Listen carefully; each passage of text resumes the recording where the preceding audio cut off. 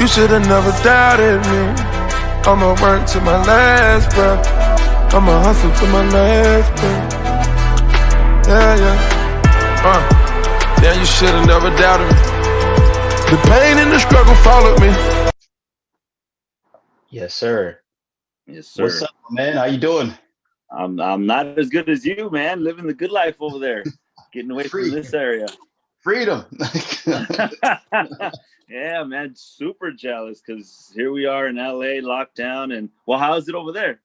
Man, there's no COVID. So, we're not locked down. We're just doing things. It's weird because every day, it's almost a month now, but every day I have this moment of like, I'm walking into like the gym or a grocery store, or I'm leaving the house and I'm like, oh, where's my mask? Where's my mask? I'm like, oh, wait, I don't need a mask. Wow, they don't require it, huh? Wow, that's nice. Yeah, nice. because they did the right thing. They isolated it, they put people in hospitals trying try to figure out what's going on, and then they completely shut out all the COVID. So you literally have to quarantine for 2 weeks when you get here. Yeah, and it could take up to 2 weeks to test positive for COVID. So they give you a series of tests when you're in there. But yeah, if you haven't tested positive in 2 weeks, you don't have it. So yeah.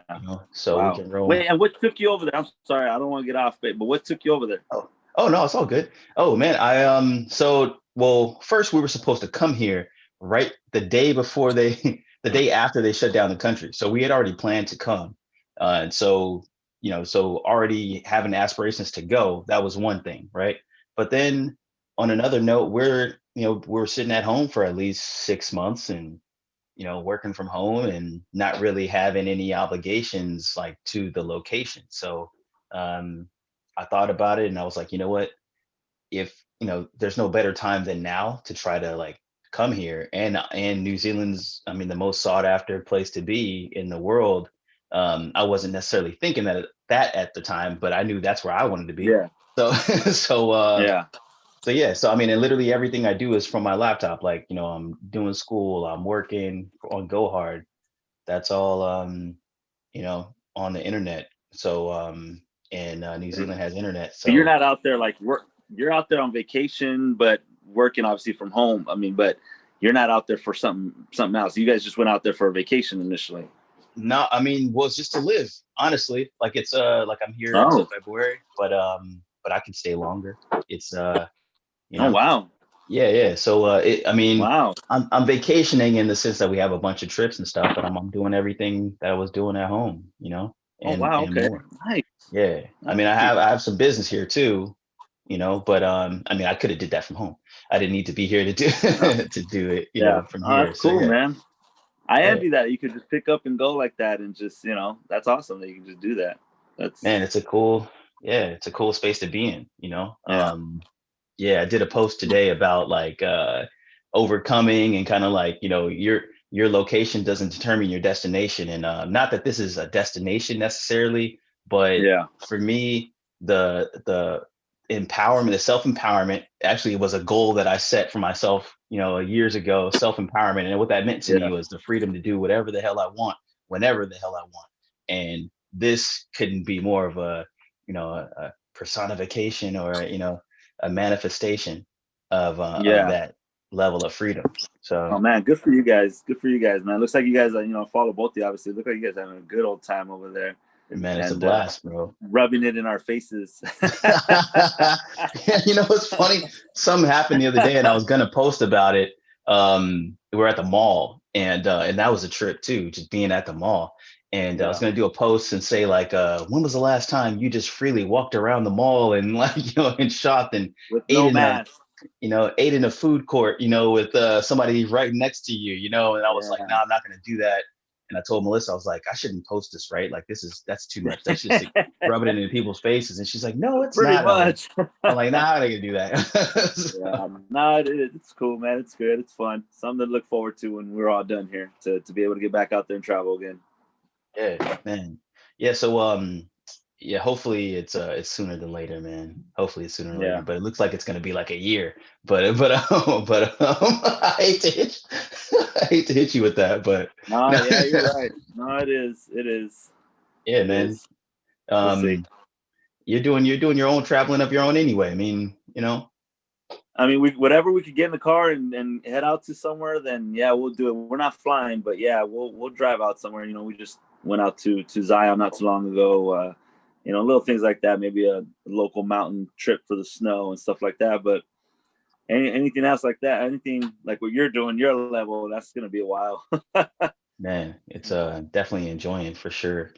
But your trip looked awesome, man. It looked really beautiful. Yeah, I'm fun actually to do. planning on going to a spot like that out here. A couple of spots actually out here. They have like horse riding and outdoor camping. So I'm gonna hit some of that up Yeah, for sure. in January, man. But Nice. but welcome to the podcast, guys. This is my guy, my brother, Victor Murillo. He's the I don't know if you go by executive director or Founder, director, whatever. It's all the same, yeah. really. But yeah. he's the mastermind behind athletes in the making. Man, a nonprofit organization in Los Angeles, as the name suggests, focused on helping inner city youth achieve their sports aspirations. You know, from a resource level, giving them all kinds of opportunities, exposure, which is a major key. Something that was awesome for me coming up as an athlete, and I'm sure for Vic as well. But yeah, I mean, Vic's awesome, man. All the stuff he does in the community and even outside of sports for the kids, just outreach to youth is amazing. I mean, he's an awesome guy as well. And that's why I wanted to have you on the podcast today, man. You're one of those awesome people that I'm connected to, man. And I wanted to share that with the Work Never Stops audience, man. So welcome to the podcast. Thanks, brother. Appreciate you having me. I know it's you got a lot going on, so just to fit me in is cool, man. Appreciate you. I appreciate you saying all that stuff, man. Yeah, for sure, man. No, I've admired it for sure from the jump, man. So I mean, I know I said a little bit, but tell us a little bit about what you're doing with AIM. Yeah, so basically, like you said, we're a nonprofit organization. We visit elementary schools during school hours, and we teach all the kids the basic fundamentals of sports: basketball, soccer, hockey, and what am I missing? Baseball. Okay. So yeah, we teach the fundamentals of those. So we go to elementary schools again during school hours. It's 100% free for the schools. The reason we do it during school hours is because during school hours there's not too much sports structure out there. There's not, the teachers, they have, their red rubber ball and they go out, play for 20 minutes, kick it around, and which is fun. They're out there being active and having fun with their kids. But during school hours, not much. After school, there's a lot. There's the boys and girls, YMCA, Parks and Rec. There's all kinds of stuff to join. But not every kid gets a chance to do it after school because they may not know where to go, might not have the financial means to sign up for these programs, or just, their parents maybe can't give them a ride because they got to get home, or for whatever the reason may be. So this way we did it during school hours because we made sure we get every chance. We get every kid. We're able to hit every kid. There's no, you can't dodge it.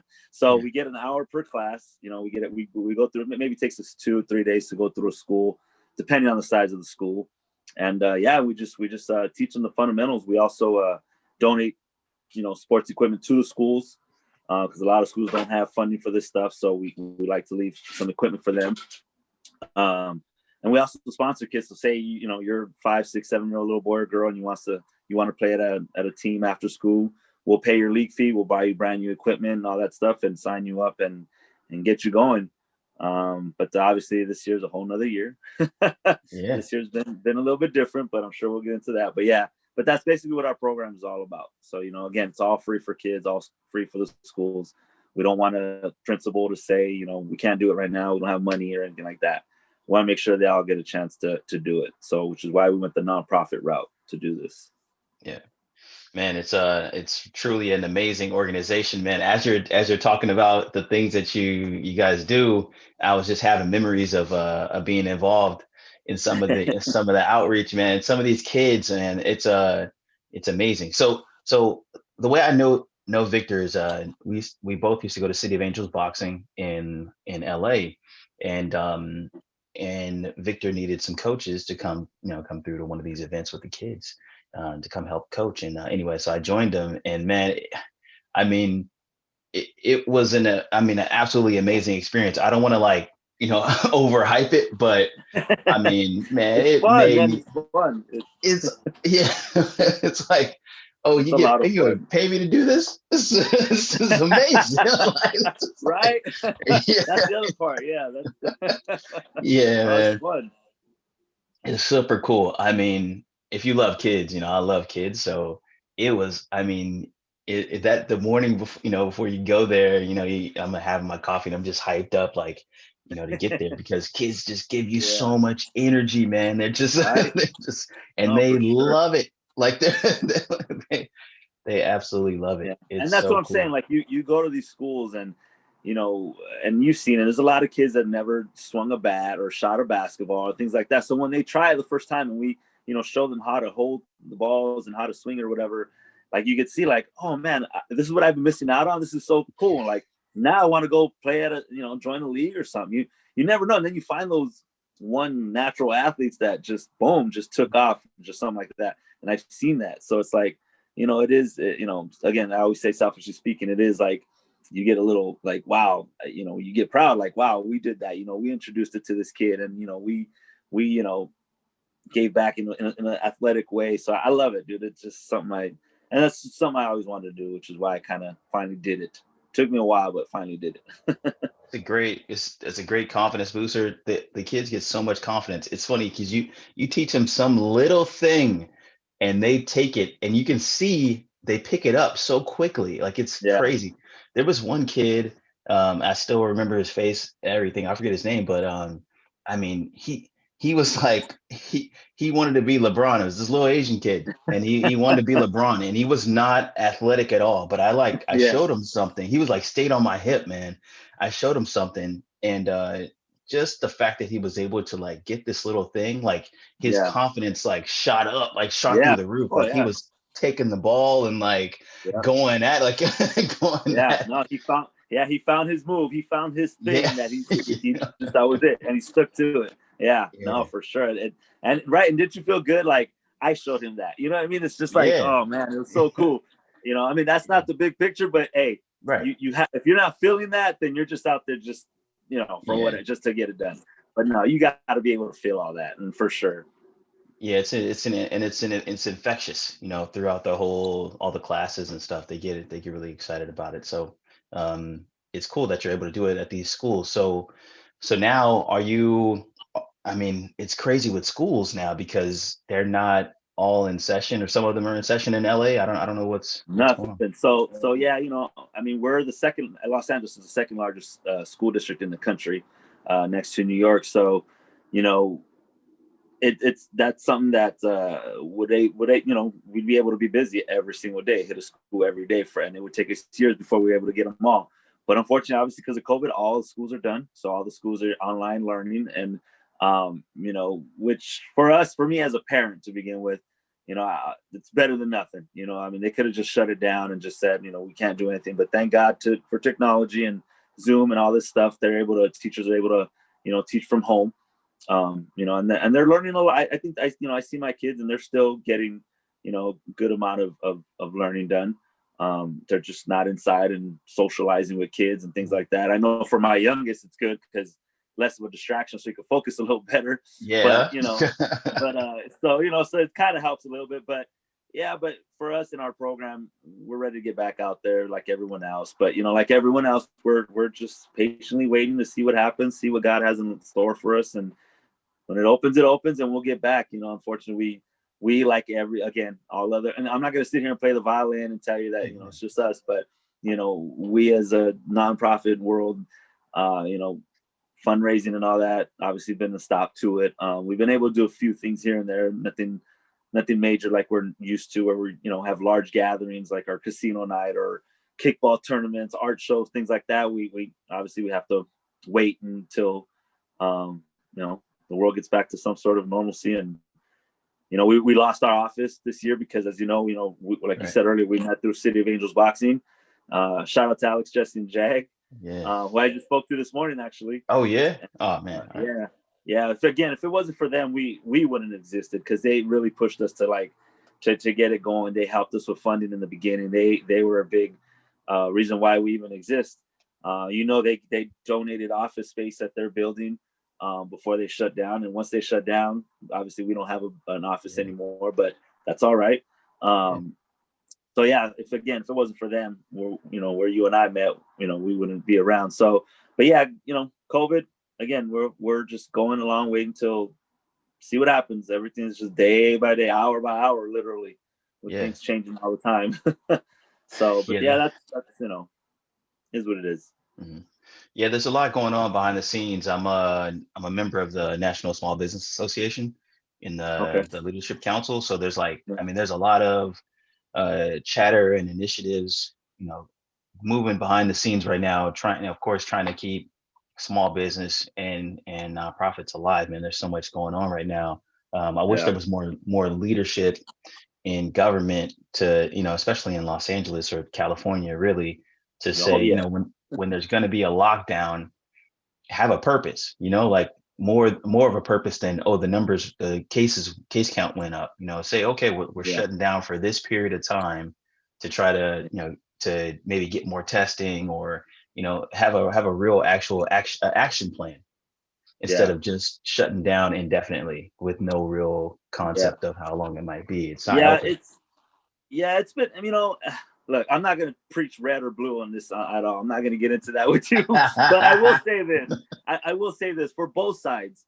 In the beginning, let's face it, this is new. This is something that we haven't dealt with in ages, and the leadership that we have in our city, state, country, world, whatever. It's everyone's learning, and they're trying to figure it out. You could play Monday morning quarterback all day and say we could have, would have, should have done this. What if we would have done that? Then we would have said, well, why didn't we do this? You're just never going to win. It's a tough spot. It's a tough spot. So I can't, it's hard to blame people and say, why didn't we do this? Well, if we would have done that, you would have said, why didn't we do this? So it's one of those things that we're all learning. And then as far as, testing going up and COVID going up, more numbers. Well, yeah, we're testing more. We're testing a lot more than initially. So it could go all day, so yeah, I'm just leaving it to the man above, and just, hey, when we're ready, we're ready. It'll happen when it happens. And, for now, we just everyone just hopefully does their part and see what we can all do together. But it's tough. It's tough for everybody. I know it's mentally tough, and it is. But so, I don't know. We're just waiting patiently. Hopefully. I think it's kind of an issue that we have in America. It doesn't matter what the topic is. We start debating the symptom of the issue rather than actually trying to fix the issue.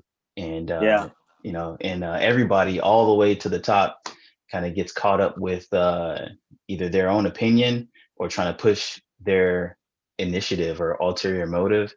And we don't get to fixing the problem. We just get to the Band-Aid.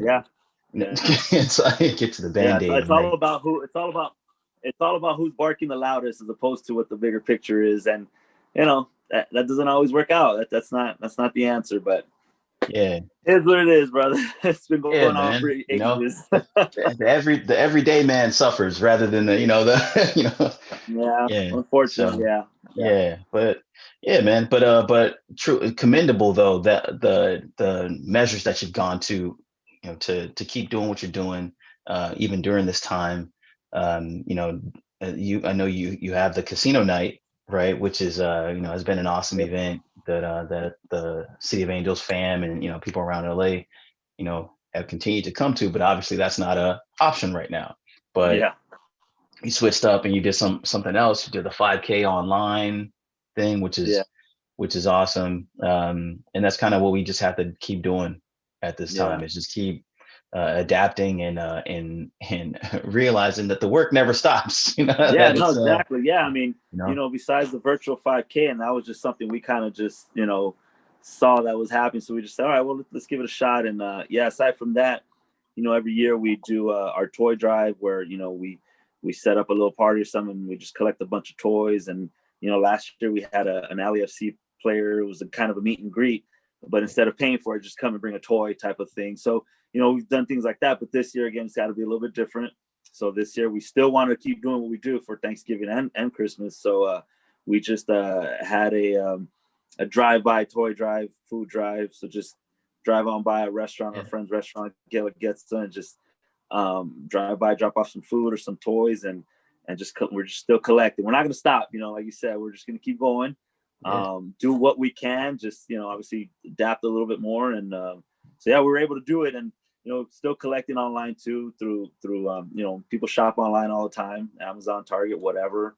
So they're getting just having things sent to our friend's place of business, his barbershop actually. So we're still going. And then we used to deliver the toys to schools, but Santa would come, and we'd go to elementary schools and give toys to the whole school. And now we got to do things a little different as well. So now we're actually teaming up with some of our friends at LAPD, and they know a lot of families in need in their community that they patrol. So we drive around with them, and they take us, and we give a bunch of food, and we're going to give toys as well to a bunch of families that they know, and also friends that through social media that they said nominated some families that could use some help. So through that as well. But it also depends on how much we can pick up for the next couple of weeks or so. But we're doing all right. So sorry, I'm losing you there. Yeah. Okay. But yeah, we're still moving. We're still doing what we can. Yeah, man, you got to stay on it. Keep adapting no matter what. So man, I mean, you've done a lot of things even outside of this in your life, which is, I mean, this is an awesome accomplishment in itself. But when's a time where you had to you met adversity and you had to push through to get what you wanted out of life? That true, like, work never stops moment, where you had to make a decision that, no, this is not where I want to be. I need to make some changes, or I need to push harder, dig deep. Yeah, I mean, I mean, there was, I'm going to kind of go fast to the story. I don't want to say too much, but right after 9/11, I about a year after, I joined the Marine Corps. Reserve for the military standards. I was pretty old. I was 23, 24 years old. So that's pretty old for military standards to sign up anyway. Yeah. But again, it was after 9/11. So I signed up. I said, I'm going to do something. I'm going to just be reserve. After that, I got into the whole private investigation, private security type of field, law enforcement stuff, and blah, blah, blah. Which was good. It was keeping a roof over my head, feeding my family and all that stuff. No complaints when it comes to that side of it. But after a few years of that, you growing up, I've always been a guy just in love with sports, in love with playing sports. Even to this day, even to this day, at the age of 40, 41, 42, you still go. You're in denial until God says you're done. So you still go. Hey, so man, that was me. If Roy and Mike and still got it at 50 something, you still got a little something. I mean, exactly. Thank you. Maybe not Roy, but Mike. Hey, Roy had those moves, man. He still was elusive, bro. A little bit. Yeah. Yeah, exactly. So that was it. I mean, just growing up, it was, I used to coach kids as well when I was 16 years old. I worked for LA Unified as well. I kept moving, but I got into that other field. So after a while, I had my kids and started coaching them. And I really, really knew that I've always wanted to be a PE coach, a PE, teacher in school and stuff. I didn't go the school route. I went the other route, the law enforcement, PI, all that stuff route, which was, it wasn't making me happy. Money doesn't buy happiness. It wasn't something I just saw myself doing. So I said, you know what? I can't be a PE coach, but I'm going to create my own PE coach. I'm going to create my own job, my own way where I can do this still. And that's why I did this. So I quit that without a game plan. I had an idea, but I didn't have the game plan on paper yet. So I just kind of quit it. And I said, you know what, that'll make me do it even faster. Yeah. So sure enough, pen the paper and came up with the plan, the whole mission statement and the business plan of it all and everything. And I mean, you're familiar with it all. Yeah. So, it takes a minute. And once I got it all down, again, thanks to Alex too, and Jesse, and helping that little extra nudge to really put me over it, and my wife as well. So that's why I did this nonprofit, because of the love of sports, the passion I have for sports and for kids, and I just love giving back. It's just something I was brought up to do, like you were as well, which is why you do what you do. With my parents, I just grew up always watching them just giving, just always giving. We didn't have much, but they gave every time and every chance they had. whether it was a homeless guy on the street or, family member needs some help or whatever. And I saw that, your kids see everything growing up. And I remember that. And that's why I kind of live that life too. I like my kids to see, because they're watching every step I make. So if I continue that, and I hope that, they continue when they grow up.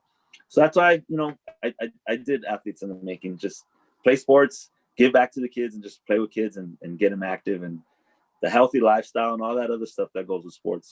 We've talked about it, and you just said it right now, sports builds confidence. You pick the quietest kid in the corner over there and you grab him and say, hey, come try this out. Boom, like you said earlier, he got it down. He has that little confidence, and now he has that extra, pep in his step when he plays at recess and lunch. Sexism, racism, you love sports, doesn't matter who's on your team. I don't care who's next to me. We're all here to play. I just want to play. I love sports. So it helps with that too, so I'm all about it. I don't know if you saw, there was a female kicker at a college game on Saturday. Oh, yeah. I mean, hey, that's a start. Let's go. Yeah. Right? She went out there, she kicked it off, and hey, let's go. So, it helps. It helps. Definitely helps. I love sports. Sports rules, man. And it, with all this that's been going on, haven't we all turned to sports for some, trying to like escape what really is going on? Like, we were happy, we're thankful when basketball came back and football. Yeah. I mean, it's an escape, and that's why it's just, I love it. And it's the only thing I'm good at. So, I gotta run with it. Yeah. Take your torch and run, man. That's what's up. Let's go. Man, yeah. I mean, so many things in that story, man. So you kind of did the whole, jump off the cliff and build your wings on the way down approach. Pretty much. Yeah. I mean, I know it wasn't easy, but it sounds like it was simple. You had to keep it simple, right? I mean, I did have the idea, and in your head, everything seems easy, right? Well, yeah. But once you put it down, it's like, and again, I was fortunate to have support. I mean, I didn't do this alone. I had, I'm gonna go always back and forth to Jesse and Alex and my wife and some other friends of ours that helped us out. It wasn't something that I just did. I'm not that clever. No, I just kind of had an idea, but they helped me put the idea all together, all the pieces of the puzzle. It was a whole, the whole effort. If you're nobody without your friends and family support. So I'm not saying that I did it, but I just had the idea. They helped me put it together. Yeah. But yeah, no, it was definitely. Yeah, I mean, especially as an entrepreneur, visionary, like you're nothing without your support system. Like you really need those people around you, man. And like you said, I mean, having amazing people like Jesse, Alex, and Lisa, man. I mean, you guys are. I mean, you're set up pretty good. And then I think just your passion for what you do, probably helped you a long way with getting funding and relationships that you have now. Yeah. I mean, of course. I mean, you gotta love what you do. I mean, it's just, I know it's not easy for a lot, and it's still not for us. I mean, we're nowhere near where we want to be. We're a small mom and pop nonprofit organization. We're not one of those big top dogs, and it's going to be a while before we get there. It's a tough world. Nonprofit is a tough world. Fundraising is tough, not easy. Yeah. Grants, you're 1 in a million. It's tough, but we do. It's just a day by day type of thing, and it's little by little. We do a lot of base hits, a lot of singles. Once in a while we'll get a double. Those triples and homers are hard to come by. Just it's just perfect analogy. Just like in real baseball, those are hard to come by, but. When we get them, we'll get there. And that's okay. I'm okay doing what we're doing as long as we're still doing. I'm not going to throw in the towel. I can't see that happening anytime. Because I just love it too much. It's just a passion. So. Yeah, man. No, it's awesome, man. It's just like you said with the baseball analogy. It's like if you stay consistent, those triples and homers will come, but it's about staying consistent. And same thing with business, and same thing with, whatever it is that you're doing, is that if you stay consistent, all of a sudden, you look back and you've covered a ton of ground, maybe more ground than you even planned to do, and you'll get a break. You're doing the right thing right now what you're doing is you're still providing value to the community, even though, the circumstances aren't, what they would be ideally, but you're actually providing the value still. So, and that's awesome, man. Yeah. We're trying, man. We're trying. So, again, 2020 difficult, but we're trying. Yeah, keeping it going. Cool. So now the things are the way they are. I know this is a tougher question than it would be, but what are you looking to do like moving forward? Oh, that's so tough. Like you say, that's an impossible question, D, to answer. Impossible. But if you're gonna tell me, if like a lot of those conspiracy theorists that said once this election's over, then COVID is over. Let's just say it's over. Then we're gonna kind of reset and go with all the fundraising we did in the past and people that have been chomping at the bit to get out and support and help and reach out to them all and start our fundraising. I mean, we're working on doing a golf event hopefully, and obviously bring back casino night and kickball and all this other stuff. So and if you're telling me that's over, then that's what we're going to do. We're going to pick up right where we left off in 2019 and, keep moving. But if we're not, then we're going to keep doing what we can and keep adapting to the situation and see what happens. It's not in our hands. This is the one thing we can honestly say. It's not in our hands I could plan all this stuff, but there's still, and you got to respect a lot of people that want to be home and not really get out there. There's some that want to get out there and still support and help and do things. And then there's a lot that, I would like to go, but I can't.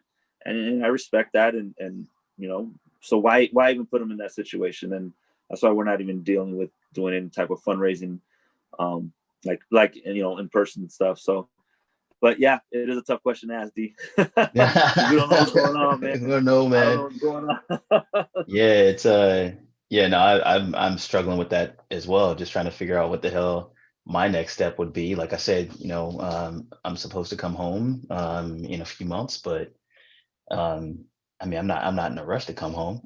So that's for sure. And you're not missing anything. I know, right? Yeah, it's I'm just enjoying being able to go wherever I want. It's a little crazy. Like the other day we're at the mall and the food court was like absolutely full of people. It was one of those days where you had like steal a table from there and bring it over here kind of thing. And I'm not gonna front, I was kind of freaking out, like, man, there's a lot of people, like around me. And but of course you have to remember that there's no risk. So there, but after being home for so long and kind of having that, the element of like keep 6 feet and all this type of stuff, you kind of trips you out. But anyway, hopefully things open up. Hopefully the conspiracy theory is true, even though I doubt it.